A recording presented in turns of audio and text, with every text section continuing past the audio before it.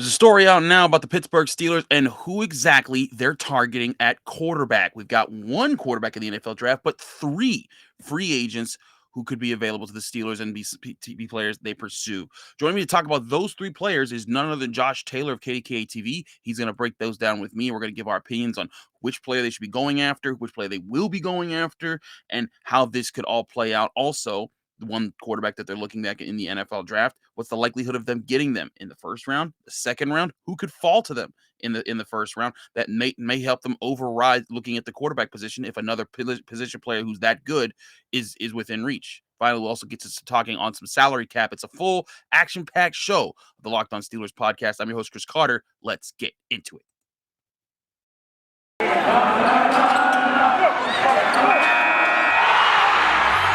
You are Locked On Steelers, your daily Pittsburgh Steelers podcast, part of the Locked On Podcast Network, your team every day.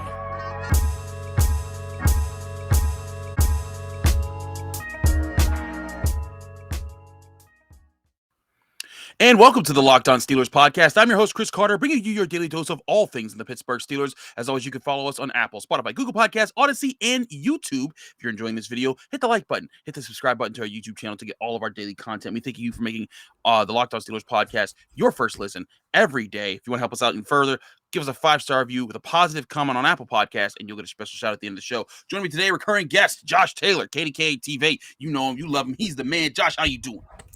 It's good, man. I'm loving the rhythm that we're getting into. It's like we have a weekly discussion about this offseason, what it's going to bring. It's keeping me sharp, so I'm loving it. Let's go. Indeed. We get to talk about important things. Now, there is a report that we do got to talk about that's not just, generic. It's a report from Pro Football Network's Tony Pauline, who says that that Tony knows which quarterbacks the Steelers actually are targeting in the NFL, in free agency right now, and in the NFL draft, and both of those are interesting prospects to me because Josh, I'm looking at how I'm looking at how these names are listed out here, and some of these guys are names that we've talked about, and we've joked around with our hype trains, which we now have a new one. Because first we had Tony's Trubisky train, then we had Caboli's Wentz wagon. Then we had Jenna's Jameis Winston Jeep Wranglers. And then just on yesterday's episode with Arthur Moats, former Steelers linebacker, he added Maserati Malik, which I think is actually the coolest name right there. It rolls a little bit easier off the tongue. So that's actually interesting here. But the guys that were named as far as free agent quarterbacks the Steelers could pursue were Mitch Trubisky, Teddy Bridgewater, and Jameis Winston. All of them, kind of journeyman level quarterbacks who have been selected in the first round and just haven't worked out in where they've been. I think those guys are interesting pickups there because each of them has had decent seasons. Each of them have had positive impact. But I want to get your sense of, is there a guy among that group that speaks a lot louder to you than the other two? Well, I'll say two things. First of all, when I saw that tweet about what Tony Pauline said, I immediately quote tweeted it because the first people that came to my mind were you and Tony and Jenna Harder. And I'm quote tweeting this with a gif of Bane that said, "So it begins," because it's like, all right, all the horses are at the gate. They have literally sounded the trumpet. Yep. Horses are at the gate. They've opened it and they're off and running. That's what it felt like. But I had to point that out. But I'll go back to last week. You and I talked about, it was either Trubisky train or it was the Wentz wagon. And I'm like, process of elimination, I'd go with Trubisky. Mm-hmm. I went back and looked at it, though. I went back and thought about some of the other quarterback options. And I can't believe I'm saying this for the second week in a row. Uh-oh. Tony, I might be riding shotgun with you. On the Trubisky train. I think we're here. Shout out to Tony Serino. I thought I'd never see the day where I'm like fully fledged. I'm riding with Tony on this one. And last week when I told you it was between Trubisky and Wentz, it was because, the lesser opportunity cost of the two. Mm-hmm. However, with Trubisky, I think it's two things. I think one, it's the lesser opportunity cost, so there's less risk, plus there's a potential for higher reward. Not because I think Trubisky is that much more of a talented quarterback or could put up better numbers, but I think he better fits what you and I have been talking about, what this team could do even if they don't have their franchise quarterback. Mitch Trubisky actually fits what they could do, not just because of what we've seen this defense do in the past couple years. But tell him why he fits, Josh. But he fits because of the best season that he had, the best season the Bears had with him on that roster was in 2018. And that 2018 Bears team looks a lot like the Steelers defense did a couple years ago. That team was in the top. I don't want to say they were number one in scoring, third in yards. They were a really good defense. They had a plus 12 turnover margin. They fit what you and I have been talking about, keeping teams off the board, not turning the ball over.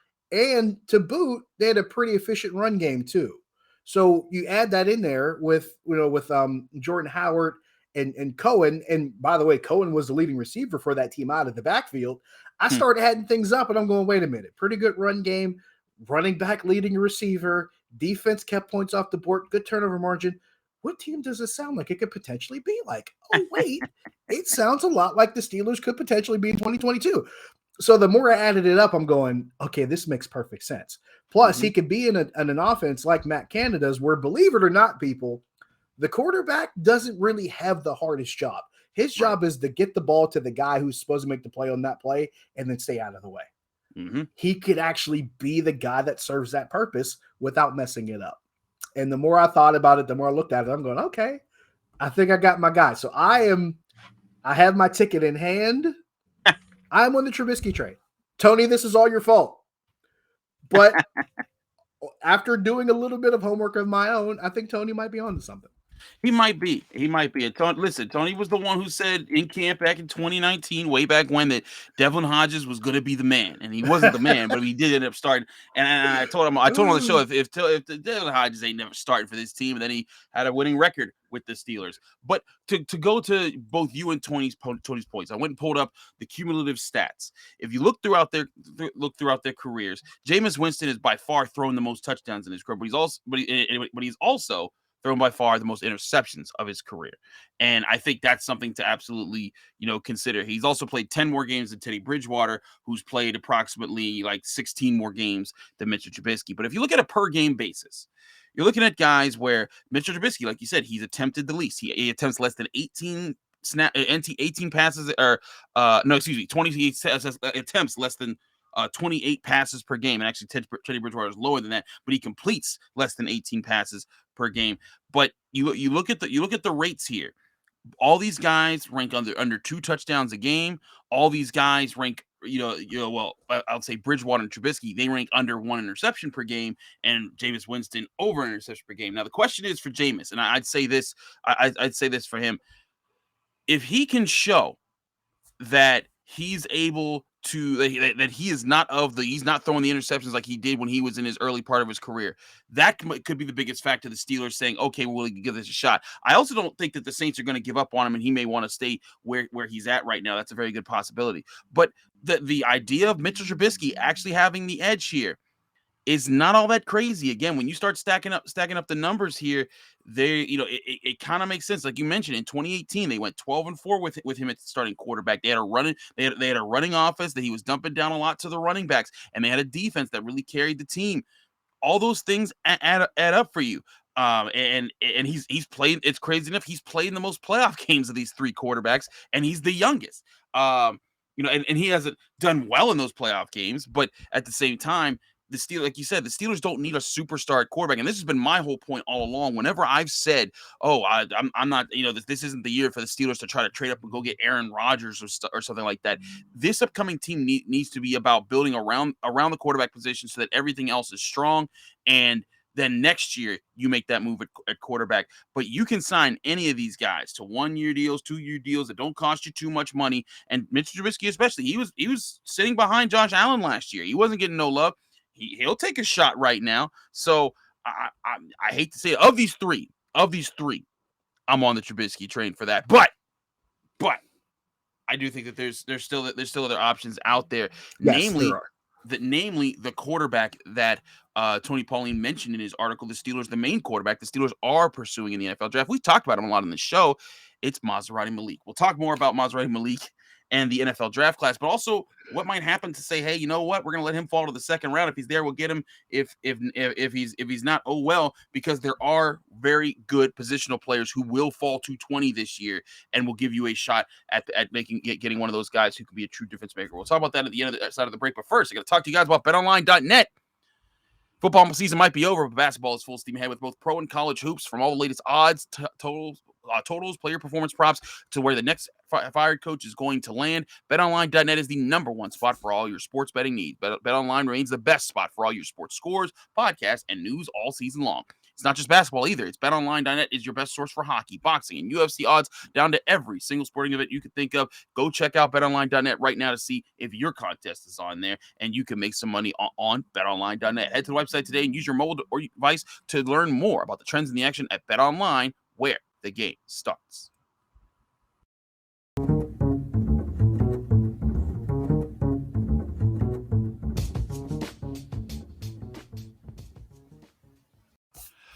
Back here on the Locked On Steelers podcast, I'm your host, Chris Carter, here with Josh Taylor, breaking it down. Josh, so Malik Willis here. And we've talked about Malik Willis. We're not just here to just sit around and just say the same old things about Malik Willis. But I get the reasoning behind Malik Willis is that he has this high ceiling. But it's clear he also has, he can be very erratic with his throws. He played at Liberty. He didn't play, in a major club. But I always want to point this out. There is no quarterback in college football. Everyone kind of is either one or two and done, and there's guys who go on to play in the NFL, but there's no place it's like, oh yeah, every quarterback that comes, or even like 4 or 5 quarterbacks that come out of there are super legit quarterbacks. It is sporadic. It's all over the place. You're lucky if you get one, and you're even more lucky if you're extremely lucky if you get 2. And the Steelers' own quarterback, Ben Roethlisberger, he came from a MAC school. He went to Miami, Ohio. He wasn't Purdue like Drew Brees. He wasn't Tennessee like Peyton Manning. He wasn't Michigan like Tom Brady, even though Tom Brady wasn't a highly pursued quarterback. But this is possible to look at this. I don't think that Malik Willis should be out of the frame here as far as the Steelers' decisions. But Josh, is he the guy? If he's at 20, is he a guy that you're willing to take that chance on? It regardless of who's available at other positions. Here's a little bit of background I'll give you. Now, as far as we just talk about quarterback if there's a team that might be the closest equivalent in the past couple of years, you can make a really strong case for Oklahoma. Jalen Hurts, Baker Mayfield. No, that's a good point. And Kyler Murray. You can make a really strong case for Oklahoma, but that's really the closest you're going to find. Baker Mayfield, not that good. We're still waiting to see Jalen Hurts and Kyler Murray. And again, but you're right. That's very recent that we're waiting to see. Right. All 3 guys started games this year. That's the thing you come back to, and 2 of them made the playoffs. So if you're Oklahoma, that's the strongest case you're going to be able to make. I figure I'll throw that out there. And you mentioned another thing that I have to talk about. You mentioned Ben Roethlisberger being a quarterback from the MAC. Remember, during the course of Ben Roethlisberger's career, the Steelers had 4 different quarterbacks from the MAC. Yeah. On that roster at different times. You had Ben, you had Byron Leftwich, you had Charlie Batch, and you also had Bruce Gradkowski at one point. I forgot about Bruce. You're alternating a handful of guys here that have been on that roster. So let's not discount the fact that, hey, they went pretty far without a Power 5 guy. And I'll add this too, Terry Bradshaw, Louisiana Tech, not a Power 5 guy. It's a very good point. So if you're looking at Malik Willis playing at Liberty, I'm going to counter it with, hey, they've had success with guys that weren't Power 5 guys. It doesn't necessarily have to be that way. And I also make the case that Landry Jones played at Oklahoma and Mason Rudolph played at Oklahoma State. That's a very, very good point. Very good point. But to kind of qualify that. No, I totally get that here. But here's my thing. And the reason I asked that question, but can you answer the question? If you're sitting there and Malik Willis is there, but also maybe like, Devin Lloyd or Ahmad Gardner or Tyler Linderbaum or Charles Cross, like one of those top guys are there. Is he worth that because he's a quarterback and you're willing to go over all these guys who are more like, I'm more sure of this product at this position, but because he's a quarterback and he has a high ceiling, we take that shot? With this particular quarterback, I'd say no. I honestly say no, because Tyler Linderbaum is a position you plug him in, he fixes a problem. Devin Lloyd's the guy you plug him in, he fixes a problem. Charles Cross, you plug him in, he fixes a problem. you talked about the one corner. You plug him in, he fixes the problem. And that's a problem. These are problems that need to be fixed immediately. These are not problems that you can fix in 2 and 3 years. These are immediate problems where you're not even looking for depth. You're looking for guys who can start tomorrow and be plugged in. And that now gets checked. That box gets checked off. And you're not worried about it for another 5 to 6 years. In Malik Willis's case, you're going to draft him at 20 and he's probably not going to start. Right. That's the thing that you look at and say, okay, is the long-term reward worth the risk at that pick 20th overall? If we're talking second round, I don't blink, I don't hesitate. Right. But if you got a draft like this, where and I've said this before, this is not a steak and eggs draft. No. Where the Steelers can look at, fancy, shiny things and say, okay, we can make this work. Like, this ain't a Biggie Smalls, T-bone steak, cheese, eggs, and Welch's great draft. This is a meat and potatoes draft where you can get a good offensive tackle that can start. You can get a offensive lineman. Maybe a Jordan Davis is there at 20 that can start and change your defensive front. You got guys that they can bring in and fortify some positions where they need help, where they need starters and make them better, as opposed to Malik Willis, who may not be the guy the moment he walks in the door. So at 20, I would say he's probably not worth the risk if you can get a Charles Cross or a Tyler Lindenbaum or a Devin Lloyd or a Jordan Davis. I would say no. No, the reason I asked that is because I'm on that boat right there. I'm not about trying to risk everything to get Malik Willis there, especially when you need so many other things. You put Malik Willis on this team. Could he eventually fix some things? Yes, but I think that's much higher of a gamble. That's much more risky of a gamble. I think it's better to be said. Than necessarily going for one of these guys. So it's like, hey, this guy's a high pedigree at his position. You have a chance to get the best at this position in a draft. Like there's real opportunity there. So I'm with you on that. But now I look at it this way. And the reason I was leading with this question was because I wanted to lead with that question because I wanted to get to this question. When you look at this year's class, the combine is this week. The combine is the one event where everyone can get overhyped. You run well in the 40, you're overhyped. You throw a great pass, against air, against no defense at all. Everyone gets hyped. Look at Zachary Wilson last year. Everyone was all over on that. Right. It's just but when you look at how this combine works, guys can skyrocket, guys can plummet. In here, and I think that one thing the Steelers can look at, again, there are top positions of need that I think that they could best help their team with in the first round: offensive tackle, center, linebacker, defensive line if the right guy's there, and cornerback. And they could look at wide receiver. That's I wouldn't rule that out entirely. But those like the ones that if you plug them in and you get a guy who starts next year in week 1. Your team could be much better prepared to handle those situations with the right guy there, especially if they're one of the top guys of their group's class or their class's group. Now, this is always what I do every year when the Steelers are picked. I look at, okay, this year, for example, they have 20 players. That means you only need 19 players to get picked before you, which means you just need if you're looking at certain guys, like if you're looking at Tyler Linderbaum at center, for example, if you're looking at Ahmad Gardner, if you're looking at Charles Cross, if you're looking at Trevor Penning, if you're looking at those type of guys, you're saying to yourself, okay, what are the other positions that you're not looking at that could see a run go with guys that you either can't touch or you're just fine, you're willing to accept? A lot of people look at Kyle Hamilton, Notre Dame safety, he'll be gone. Aiden Hutchinson, Kayvon Thibodeau, those and Jermaine Johnson, those are all edge rushers that should be gone. Travon Walker could be the same thing with Georgia. So that's 4 edge rushers off the board. That's 5 players right there that we just named. You're probably looking at Evan Neal, Quan Yu, and then you're probably looking at maybe a Charles Cross, but that's where you start to get to okay, maybe you can use that guy. But let's say those 3 right there. So you're looking at 5, 6, that's 9 players already off. So then we haven't even touched into what if quarterbacks fly off the board. We know this happens. Daniel Jones and Dwayne Haskins were picked pretty high. If 2 quarterbacks go off the board, that bumps you guys down. And then this is where I think you can watch the most Steelers fans. When it comes to the wide receiver position, when you see those guys fly on those 40 times, that's oftentimes when you see a team say, "Ooh, we got to go get that guy because he's blazing fast. I have a young quarterback, and I want to use that speed on my team."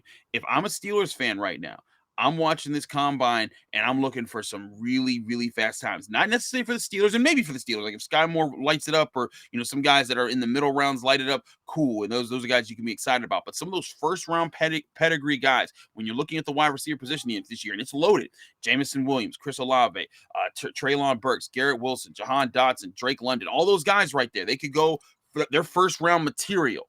But then you got other guys like John Mechie, like David Bell, like George Pickens. Imagine some of those guys running really well, and impressing people with some shuttle times, with some broad jumps, impress people in individual drills, but have some good interviews. Then all of a sudden, imagine if 4 or 5 of those receivers you're added into that list. Then you're starting to get in the territory. Well, wait a second. If 2 cornerbacks go off the board with Stingley and Booth, you're right. You're almost there at 19, and then Devin Boyd is available, and then Linderbaum is available, and maybe one of those offensive tackles available. Maybe Jordan Davis is available. Maybe Devontae Watt's available. That's what I'm talking about here, Josh, is that it doesn't need to be Malik Willis, because there's a really good chance that if there's some of these runs at the positions based off of how we see the combine play out, you could get a top dog at a position of need. I've been saying this for a while. The teens is where I can see a lot of skill guys going and flying off the board. You said a name that made me grin. You mentioned Treylon Burks from Arkansas. Of course, I'm gonna be excited about the Razorback. That's just saying that there. But I feel like the teens could be where guys that are prime skill position players could really jump off the board, and I think that could be a lot different. I think that's the thing that makes a lot of sense there. So if that happens, like we're laying this out, it changes the entire dynamic of finding guys that could help you. That changes the entire dynamic of that guy that you think could help you in the first round, dropping down to that 20th spot, and you say, okay, this is the guy we want. This is the guy that was on our board. He can help us. We can slot him in now. And now the board does you a favor. I really feel strongly about guys in this draft, especially wide receivers. And you rattled off a lot of names that could be really impressive. And these are guys that they aren't just names because of where they played. Mm-hmm. These are guys that played at schools and have good tape. Like Chris Olave has good tape. John Mechie has good tape. I mean, just about you name an Alabama receiver for the last 4 or 5 years, he probably has good tape. Now, we said there's no quarterback you. Alabama is a wide receiver you. They print wide receivers. And Treylon Burks has good tape. Like these are guys that you stack them up, and Stingley, like all these guys, they have the tape already, and now the combine's going to confirm what they already do or confirm what they're capable of doing. So if you have guys that fit that criteria, now they're stacking up in the late single digits, early teens or mid-teens, and now the Linderbaums of the world are falling maybe a little bit closer to where you like, and you say, hey, wait a minute, that guy might actually be there for us at 20, and now you feel a need immediately. That is a very strong possibility, in my opinion. That's a really interesting possibility there for when I look at that run of those skill positions and how that could play out, that could favor the Steelers. Because again, the Steelers, again, with the needs that they have, they could put themselves in a position where it's like, we don't need. Someone asked me just the other day, it's like, is there any one of those guys that you would trade up for? And I said, I'm not even sure I would. Like if Tyler Linderbaum or Devin Lloyd or one of those guys, if one of those guys are there at like 18, do you trade up to get them? And I think, why would you trade up? Because you know what? If multiple guys are there, and like say there's 3 guys there that you're like, you know what, we are a happy first round picking team if we get one of these 3 guys, and there's 2 picks ahead of you. Unless you feel like one of those picks is supremely better than the other 2, why would you trade up, especially when you need all your picks right now because you're building? Exactly. This is one of those times where, and I talked about this before, when you have as many needs as this team has to fill, that's actually a blessing in disguise, because now you might have 5 or 6 spots where guys with first round grades could help you. And let's say 2 or 3 of them are off the board already, and you're a couple picks away and you got 2 or 3 left, and you're like, hey, wait a minute, we still got a shot here. So now you don't have to overreach. You don't have to trade up. This is one of those times when it does benefit you maybe to have a few extra spaces where you can have a guy inserted that helps you out. And, a lot of people panic going into draft. Like, oh, they have this many needs. In a draft like this, which I'm going to remind people again is a meat and potatoes draft, and you've got meat and potato spots to fill, when all those steak and eggs guys are gone and you got meat and potatoes guys left that can help you with meat and potatoes needs, that's not the worst thing in the world. It really does work to the Steelers' favor. And that's pretty much what I'm expecting at this point. It certainly could be the case there. Josh, we do got to switch topics. We're going to talk a lot more about the combine this week. So, Locked On Steelers fans, if you're listening to this and you're thinking, what happened? Listen, we got plenty of days to talk about it. Then the results will happen. We'll talk about it again all next week. But I want to get to Josh while we have him here about the salary cap. We'll do that in just a minute here on the Locked On Steelers podcast. But first, I got to talk to you guys about rockauto.com. Rock Auto is the place you save time and money when you go to when you need car parts for your car or truck. Why choose to spend 30%, 50%, even 100% more for the same parts from a chain store or car dealership? For example, a Honda Odyssey fuel pump is $353 from the chain store, but only $216 from Rock Auto. Rock Auto is a family-owned business serving do-it-yourselfers for over 20 years. Rock Auto prices are reliably low for every customer. They have everything you can need from brake parts to tail lamps to motor oil to even new carpet for your car or truck. Go explore their easy-to-use website today to find the solution for your auto part needs, and go to rockauto.com right now and see all the parts available for your vehicle. And when you do that and you order, be sure to write Locked On in there. How did you hear about us box so that they know that we sent you? Amazing selection, reliable low prices, all the parts your car will ever need. Visit rockauto.com today.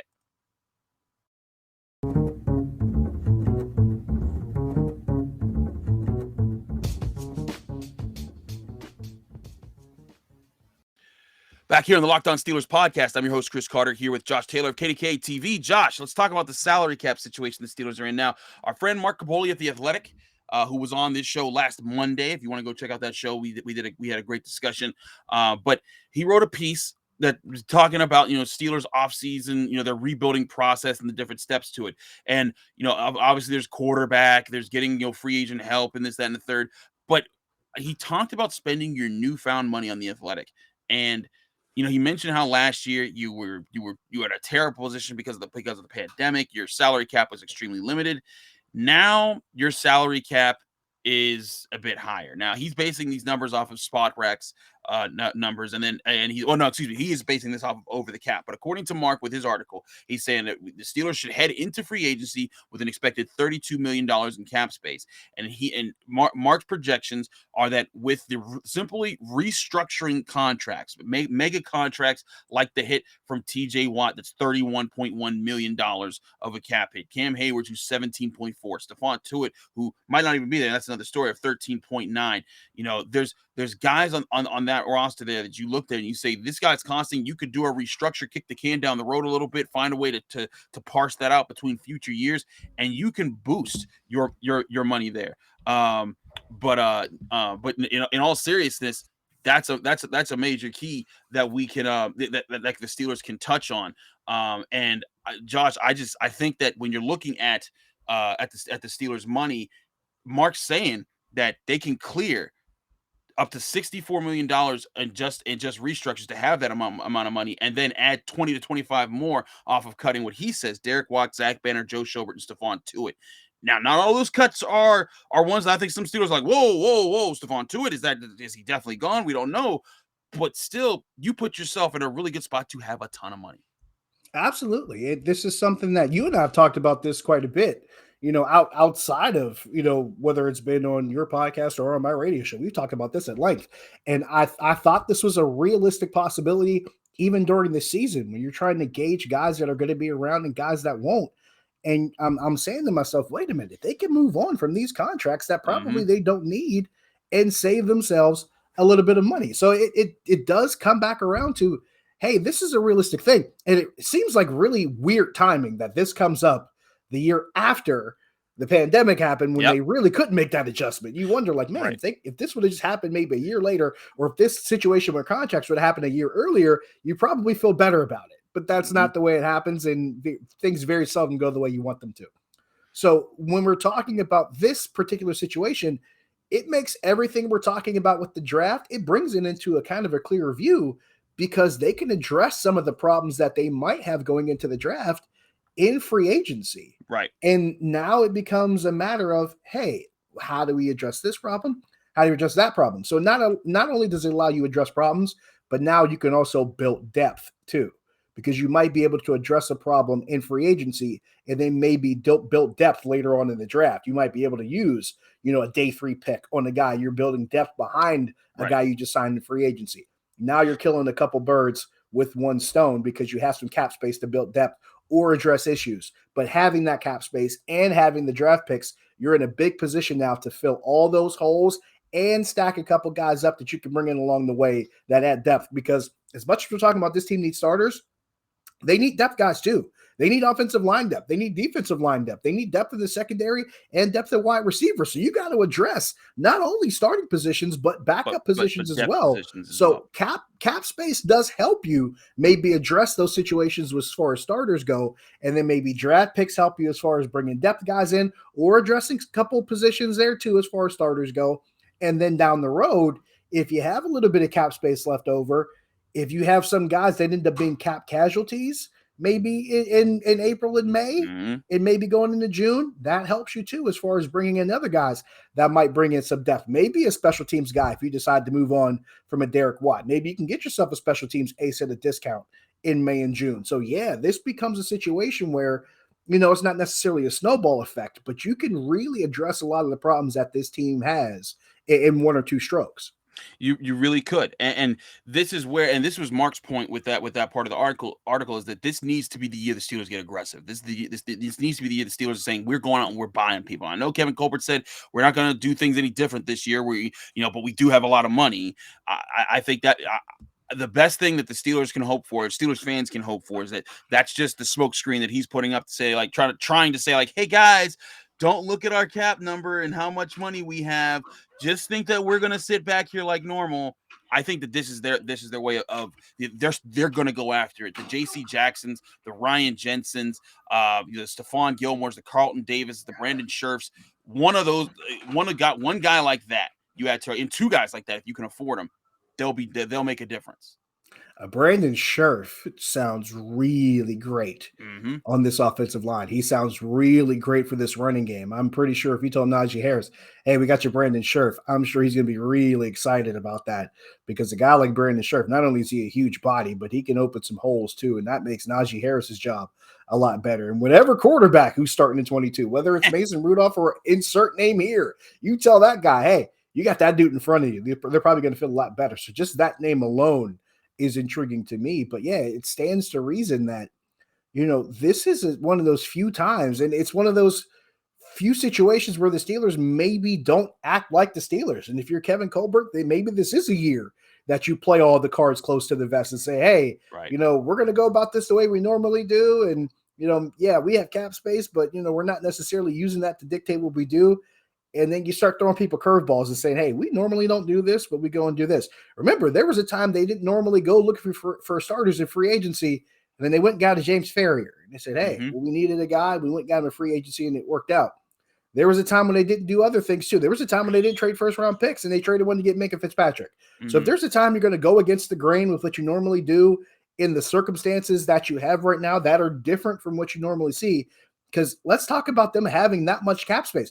We're used to them spending up to the cap and maybe just trying to negotiate just below to keep everything down. They're usually at the upper end trying to come down, not in the middle or lower end trying to get up. So this is a strange situation as far as what they're usually akin to.